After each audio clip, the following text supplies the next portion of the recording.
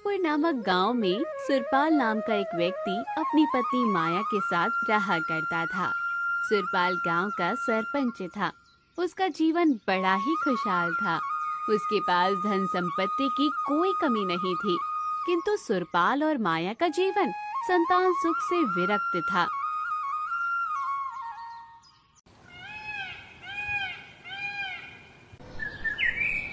फिर एक दिन सुरपाल ने अपने घर पर गांव के महान तपस्वी ब्राह्मण को बुलाया। साधु महाराज, मैंने अपने जीवन में वो सब कुछ पा लिया है जो मुझे चाहिए था। बस कमी है तो एक चीज की।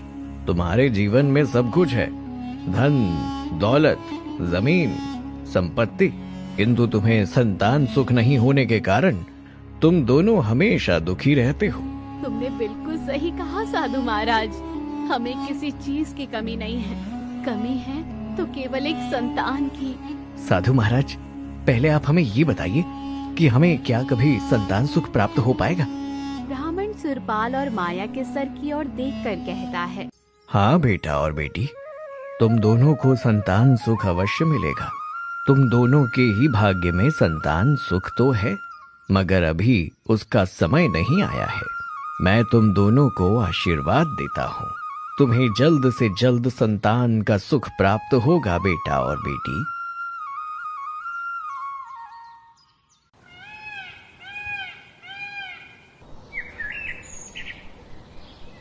भाग्यवान देर से ही सही, किंतु ऊपर वाले ने हमें संतान सुख दे ही दिया। आपने बिल्कुल सत्य कहा। मैंने तो संतान सुख की आशा ही छोड़ दी थी। केवल आप ही थे जिसका तरण विश्वास था। भाग्यवान, आज हमें ये पुत्र उन साधु महाराज के आशीर्वाद से ही प्राप्त हुआ है। हाँ जी, ये बात तुमने बिल्कुल सही कही। आज जब हमें संतान सुख उन्हीं साधु महाराज के आशीर्वाद से ही तो प्राप्त हुआ है।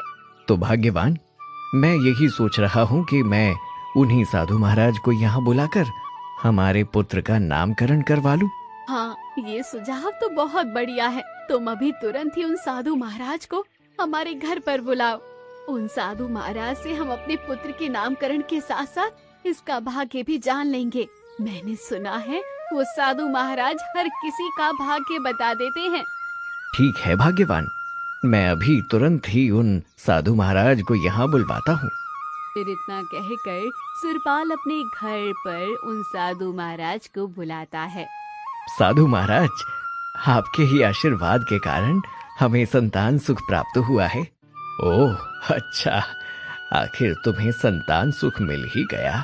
मैंने तुम दोनों से कहा था ना कि तुम्हारे भाग्य में संतान का सुख अवश्य है।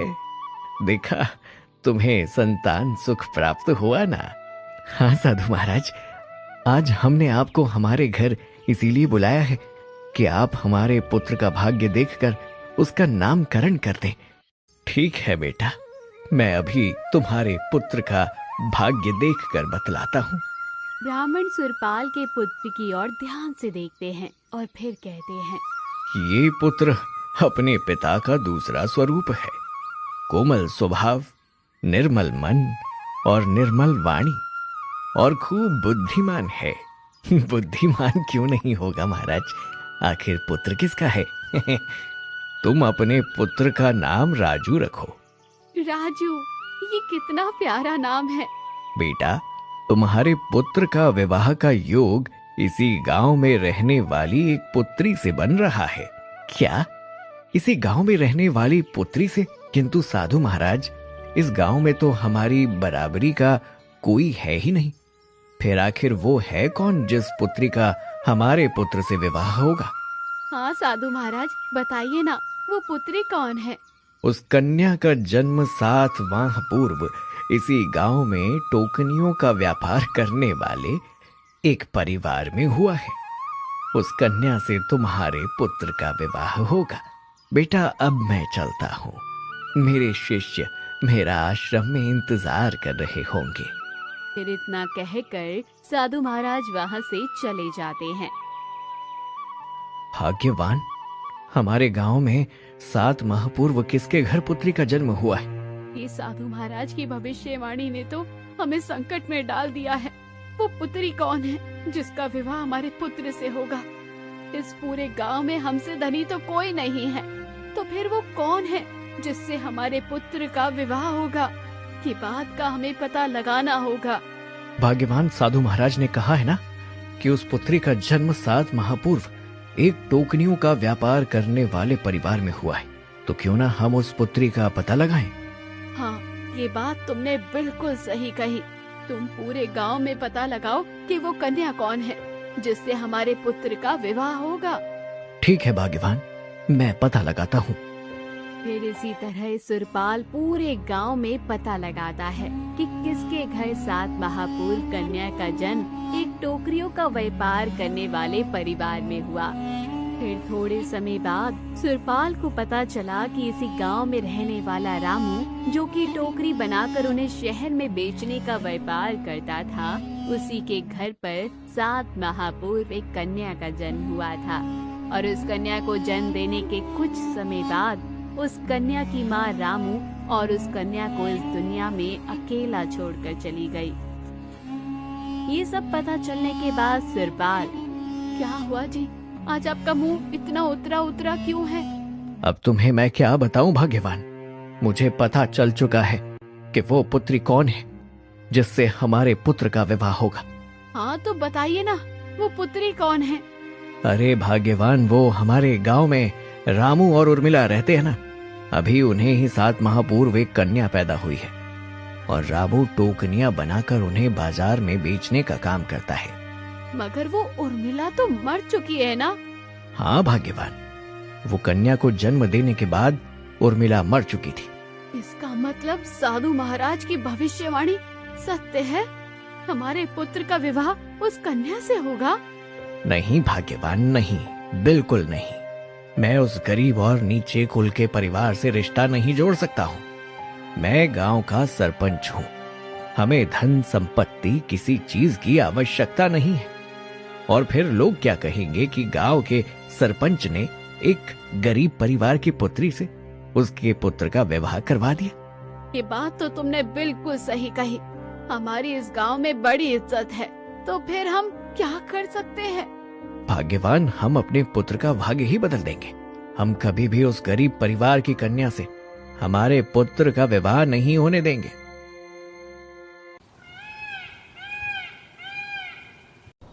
फिर अगले दिन की सुबह सुरपाल रामू के घर की ओर जाता है और सुरपाल को देखकर रामू, अरे अरे सरपंच साहब, आप आज इस गरीब के घर कैसे आना हुआ? रामू, मैं किसी उद्देश्य से तुम्हारे पास आया हूँ। मैंने सुना है कि तुम्हारे घर 7 माह पूर्व एक कन्या का जन्म हुआ है और उस कन्या को जन्म देते ही तुम्हारी पत्नी मर गई थी। हाँ सरपंच साहब, मेरी पुत्री का जन्म आज से 7 माह पूर्व हुआ था और उसकी माँ उसे और मुझे इस दुनिया में अकेला छोड़ गई। तो रामू, उस कन्या की देखरेख कौन करता है? सरपंच साहब, मैं ही मेरी बेटी की देखरेख करता हूँ। अब मेरे अलावा उस बेचारी का इस दुनिया में है ही कौन? मैं तुमसे एक बात करना चाहता हूँ। मेरा एक पड़ोसी गांव का मित्र है, वो बहुत धनी है, मगर वो बेचारा संतान के सुख से वंचित है।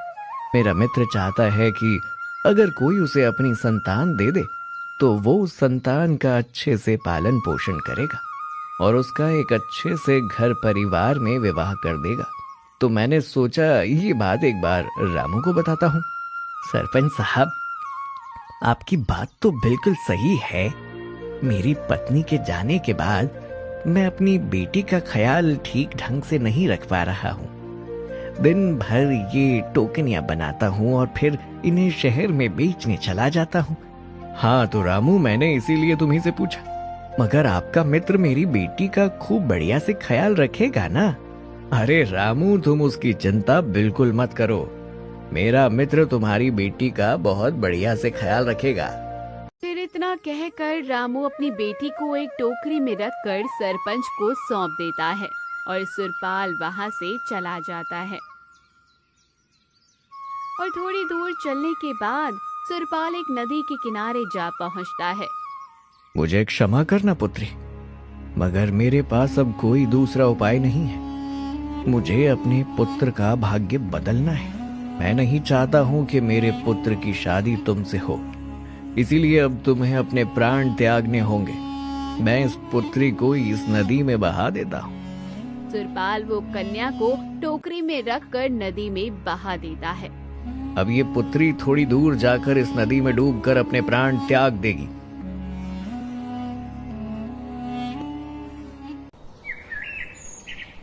फिर अगले दिन सुबह किस्मत को कुछ और ही मंजूर था। वो टोकरी तैरते तैरते एक किनारे जा पहुंची, जहां एक साधु महाराज स्नान कर रहे होते हैं। टोकरी को देखकर वो कहते हैं, अरे ये टोकरी बह रही है इस नदी में। और जैसे ही साधु महाराज की नजर उस टोकरी के अंदर पड़ती है, अरे अरे, इस टोकरी में तो किसी का नन्हा शिशु है। भला ये पाप किसने किया? इस बेचारे शिशु को टोकरी में रखकर कौन इसे नदी में छोड़ दिया? फिर वो साधु महाराज उस टोकरी को उठाकर अपने घर की ओर जाने लगते हैं। भाग्यवान ओ भाग्यवान, देखो आज अपनी मनोकामना पूर्ण हुई। कैसी मनोकामना? और ये तुम किसका बच्चा लेकर आए हो? पता नहीं हमें कभी संतान सुख मिलेगा या नहीं। हम ऐसे ही हर किसी के बच्चों को खिलाते रहेंगे। काश हमारा भी बच्चा होता। अरे भाग्यवान, इसे तुम अपनी ही संतान समझो। अरे ये आप क्या कह रहे हो कि हमारी संतान कैसे हो सकती है? अरे भाग्यवान, आज सुबह जब मैं नदी किनारे स्नान कर रहा था तब। फिर साधु महाराज ने ब्राह्मणी को सारी बातें बताईं। क्या तुम्हें ये बच्चा नदी किनारे मिला है? हाँ भाग्यवान, ये बच्ची कितनी प्यारी है। हमारी बरसों की मनोकामना पूर्ण हो गई। हाँ भाग्यवान, अब हम ये बच्ची का भरण पोषण बड़े ही अच्छे से करेंगे। हमारे पास धन आदि की कोई कमी तो है नहीं, केवल कमी थी तो संतान की ही। अब वो भी हमें मिल चुकी है।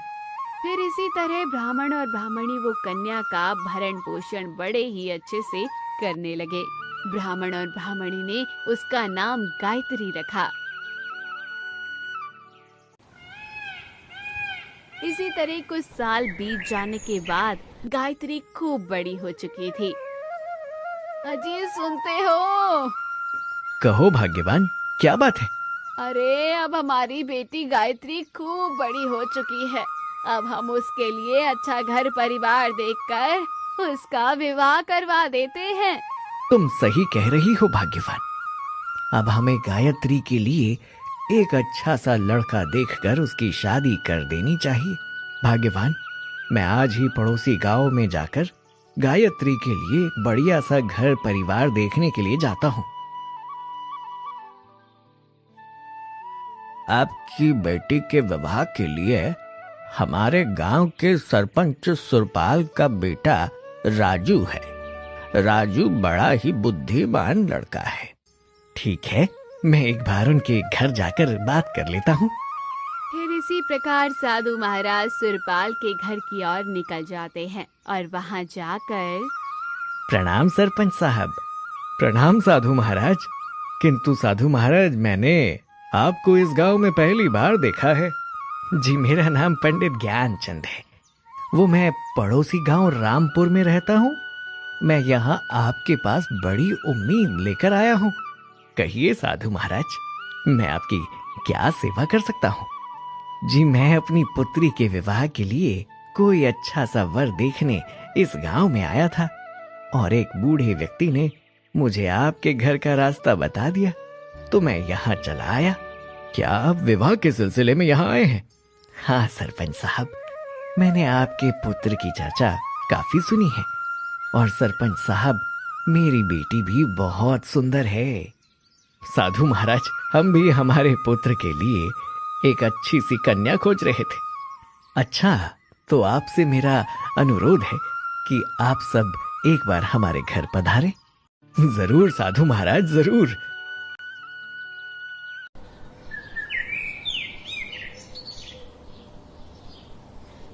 फिर अगले दिन सुरपाल अपने पुत्र को लेकर पंडित ज्ञानचंद्र के घर जा पहुँचे और उन्हें गायत्री बहुत पसंद आई और फिर उन दोनों का विवाह तय कर दिया जाता है। सुरपाल ये सोचकर प्रसन्न था कि उसने भाग्य का लिखा पलट दिया। किंतु भाग्य ने अपना खेल तो दिखा ही दिया था।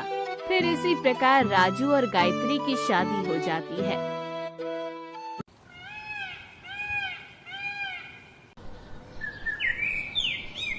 शादी के कुछ महीने बीत जाने के बाद देखा भाग्यवान, मैंने भाग्य का लेखा ही पलट दिया।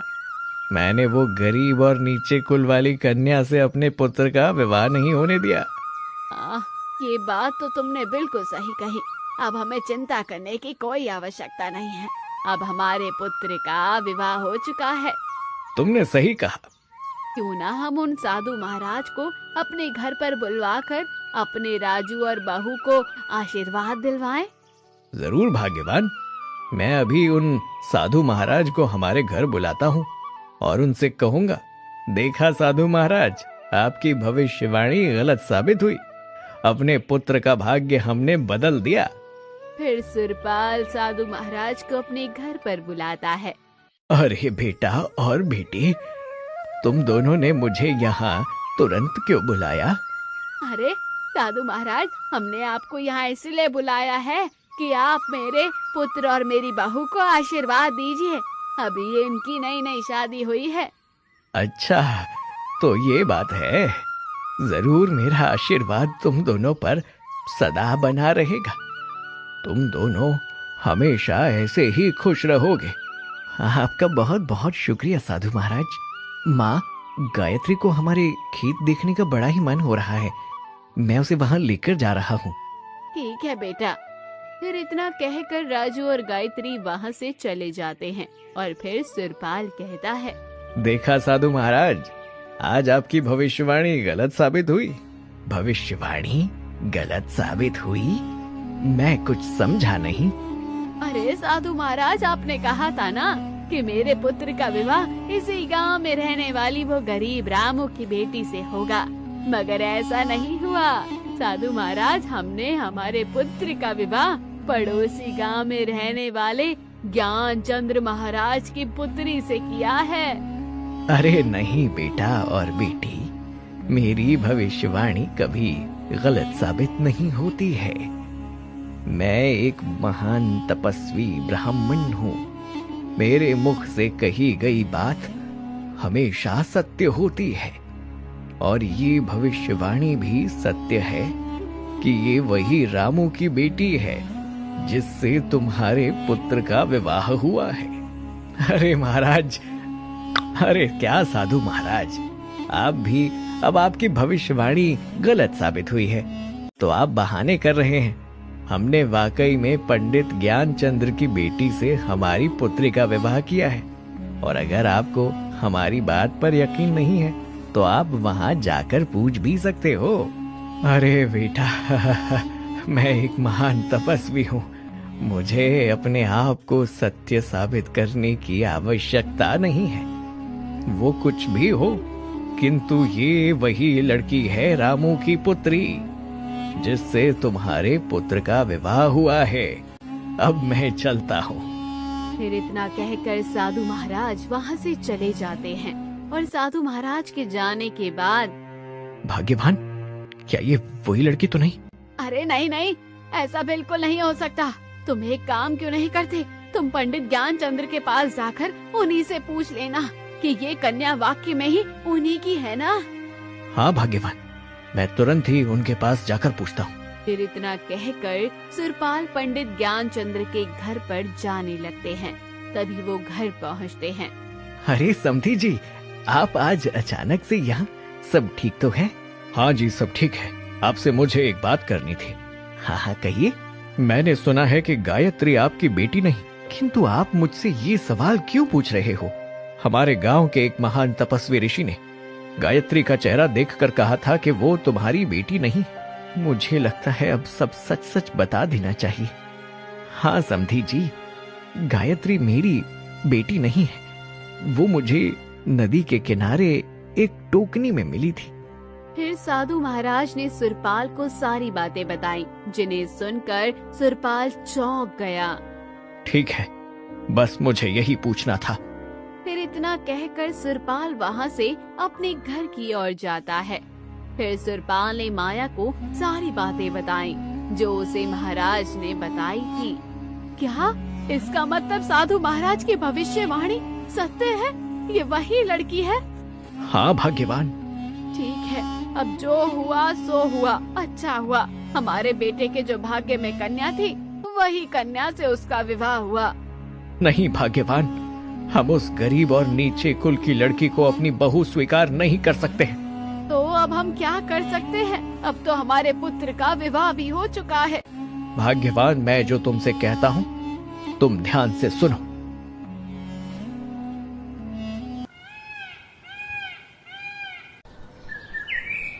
फिर अगले दिन की सुबह, बहू, ओ बहू, कहिए माँ। अरे बहू, आज हमारे घर में एक बूंद भी पानी नहीं है, तो हम दोनों नदी किनारे पानी भरने के लिए जाते हैं। ठीक है माँ जी। फिर इतना कहकर माया और गायत्री अपने घर से नदी की ओर निकल जाती हैं और नदी पर पहुंचकर गायत्री जैसे ही अपना मटका नदी से भर रही होती है, तभी माया गायत्री को धक्का मार के उसको नदी में गिरा देती है और गायत्री नदी में डूबते डूबते आगे की ओर चली जाती है। और माया घर पहुंचकर, सुनते हो, जैसा आपने कहा था ठीक मैंने वैसा ही किया। मैंने गायत्री को उस नदी में धकेल दिया। बहुत बढ़िया भाग्यवान। माया, जब राजू यहाँ आए तो हमें उससे ये कहना है कि जब तुम दोनों नदी किनारे पानी भर रही थी तो अचानक से गायत्री का पैर फिसल गया और वो नदी में जा गिरी। भाग्यवान, हम अपने पुत्र का भाग्य ही बदल देंगे। तुमने बिल्कुल सही कहा। इससे आगे की कहानी हम अगले भाग में जानेंगे कि सुरपाल और माया ने वाकई में ही भाग्य का लिखा मिटा दिया या नहीं। तब तक के लिए बने रहिए और चैनल को सब्सक्राइब कीजिए।